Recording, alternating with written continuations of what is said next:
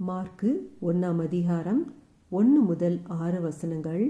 இயேசு அவ்விடம் விட்டு புறப்பட்டு தாம் வளர்ந்த ஊருக்கு வந்தார்.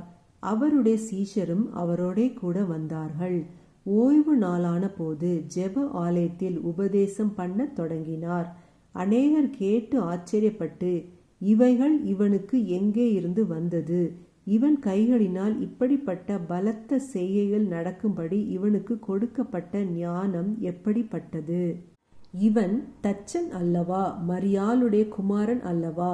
யாக்கோபு, யோசே, யூதா, சீமோன் என்பவர்களுக்கு சகோதரன் அல்லவா?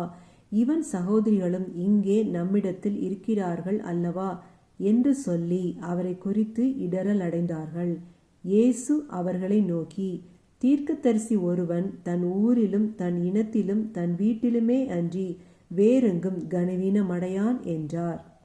அங்கே அவர் சில நோயாளிகள் மேல் கைகளை வைத்து அவர்களை குணமாக்கினதே அன்றி வேறொரு அற்புதமும் செய்யக்கூடாமல் அவர்களுடைய அவிசுவாசத்தை குறித்து ஆச்சரியப்பட்டு கிராமங்களிலே சுற்றித் திரிந்து உபதேசம் பண்ணினார். ஆமேன். ஹல்லேலூயா.